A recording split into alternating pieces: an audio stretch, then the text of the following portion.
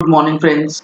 GST platform के YouTube channel में आप सभी का स्वागत है। जी हाँ फ्रेंड्स, जीएसटी के अंदर और इनकम टैक्स के अंदर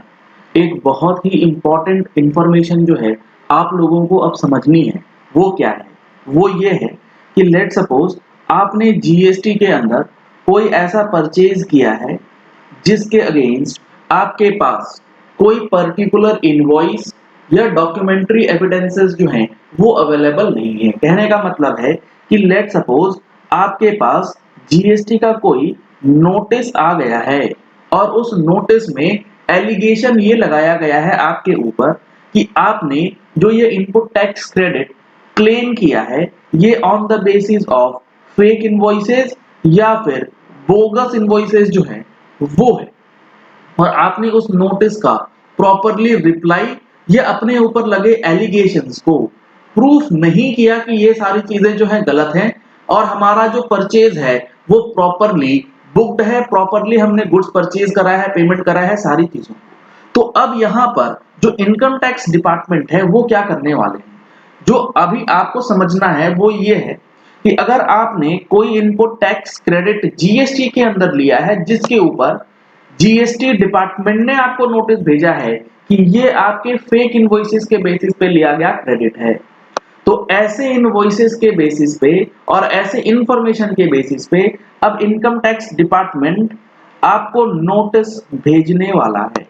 और उस नोटिस का बेसिस ये रहेगा कि आपने जीएसटी के अंदर जो ये परचेजेस शो किए हैं जिसका इनपुट टैक्स क्रेडिट आपने लिया है उस परचेजेस के सामने आपने कैसे पेमेंट किया है, आपने कैसे उसको सेल्स में इंक्लूड किया है,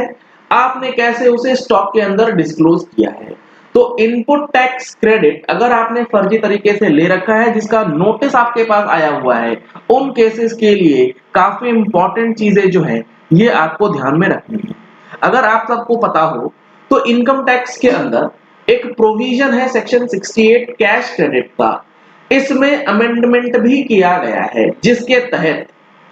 आपने लेट सपोज किसी एबीसी कंपनी से कोई माल परचेज जो है वो किया था,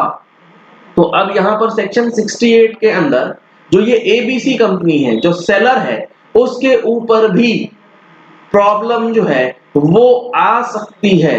जी हाँ फ्रेंड्स, काफी ज्यादा इंपॉर्टेंट इंफॉर्मेशन है क्योंकि सेक्शन 68 के अंदर जो अमेंडमेंट है, अगर आपने हमारी मैगजीन को पढ़ा हो तो उसके अंदर हमने एनालिसिस करके आपको दिया था। अगर आप लोगों ने अभी तक टैक्स मैगजीन का सब्सक्रिप्शन नहीं लिया है तो दिए गए नंबर्स पे कॉल करके व्हाट्सएप करके आप टैक्स मैगजीन का सब्सक्रिप्शन भी करा सकते हैं। अब देखिए चीजों को कैसे लिंक किया जा रहा है। अगर कोई परचेजर है जिसने फेक इनवॉइसेस पे क्रेडिट लिया है तो उसके सेलर के जरिए सारी चीजों को पकड़ा जाएगा। अब यहां पर क्या बताया गया, where any sum is found credited in the books of an assessee maintained for any previous year and the assessee offers no explanation about the nature and source thereof, or the explanation offered by him is not in the opinion of assessing officer is satisfactory।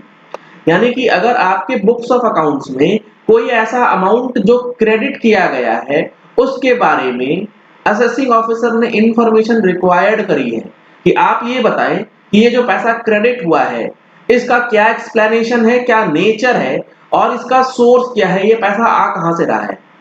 अगर आपने ये चीजें explain नहीं करी तो आपका वो जो क्रेडिट है वो अनएक्सप्लेन्ड क्रेडिट मान लिया जाएगा और जो सम क्रेडिट हुआ है, जो अमाउंट आपके अकाउंट में आया है, बुक्स में आया है, वो आपके ऊपर एज अ इनकम टैक्स के अंदर चार्जेबल कर दिया जाएगा जिसके ऊपर आपको टैक्स की पेमेंट जो है वो करनी होगी। इसके साथ साथ जो ये अमेंडमेंट्स हुए हैं उसमें बताया गया है कि where sum so credited consists of loan और बोरोइंग और एनी सच अमाउंट। एक तो हो गया कि सेल और परचेजेस के अंदर आपने क्रेडिट एंट्रीज मार रखी है। अब दूसरा होगा कि आपने लोन दिखा रखा है, बोरोइंग दिखा रखा है या ऐसे ही कोई नाम भी दिखा रखे हैं, तो उस सिचुएशन में भी अगर आपने एक्सप्लेनेशन जो दिया है shall be deemed to be not satisfactory. जो आप एक्सप्लेनेशन देंगे वो एक्सप्लेनेशन मान लिया जाएगा कि गलत है। कब माना जाएगा कि वो गलत है? तब तक वो गलत माना जाएगा जब तक the person in whose name such credit is recorded in the books of such assessee also offers an explanation about the nature and source of such sum so credited। कहने का मतलब है जो कि अभी हमने एग्जांपल आपको दिया, एक बंदा है ABC जो सेलर है,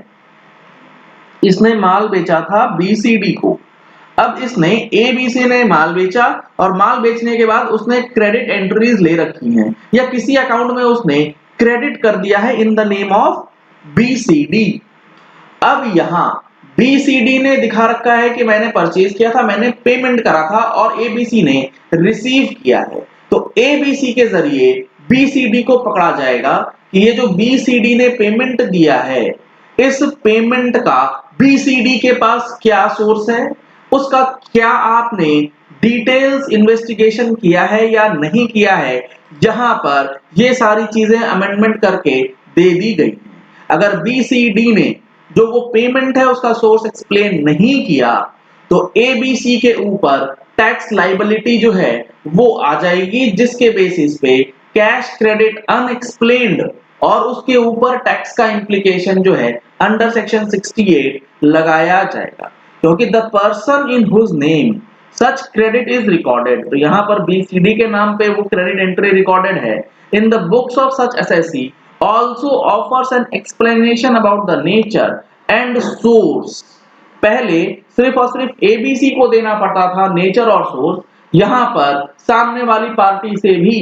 नेचर और सोर्स जो है वो डिटेल्स मांगे जाएंगे और सारी चीजों को इन्वेस्टिगेट किया जाएगा। ये इंफॉर्मेशन आपको अपनी इनकम टैक्स पोर्टल पे भी नजर आएंगी कि आप सोचे कि हमने परचेज दिखाना ही नहीं है, तो आपके सोचने से अब कुछ नहीं होगा, क्योंकि जीएसटी और इनकम टैक्स का जो ये लिंकेज किया गया है, जिसकी मदद से इनकम टैक्स डिपार्टमेंट के पास आपके GSTR 2A का डेटा जो है वो ऑलरेडी अवेलेबल है, क्योंकि आपके सप्लायर ने जो इनवॉइसेस अपलोड किए हैं वो इनवॉइसेस इनकम टैक्स पोर्टल पे ऑलरेडी अवेलेबल हैं। यहाँ पर आप देख पा रहे हैं purchase reported under GSTR 1 of seller, यानी कि सेलर ने जो GSTR 1 लगाई है उसका डेटा भी आपके इनकम टैक्स पोर्टल पे पूरी तरीके से अवेलेबल करवा दिया गया है। इनवॉइस लेवल एंट्रीज जो है वो नहीं है, लेकिन पैन लेवल एंट्रीज जो है आपको यहाँ पर दिखा दी जाएंगी। तो ये काफी इंपॉर्टेंट चीजें जो है इनकम टैक्स और जीएसटी के अंदर अंडर डेवलपमेंट है,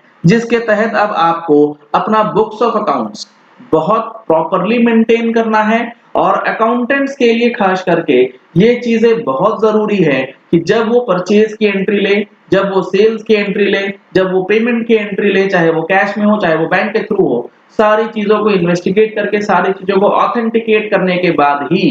एंट्रीज जो है बुक्स ऑफ अकाउंट्स में करी जाए।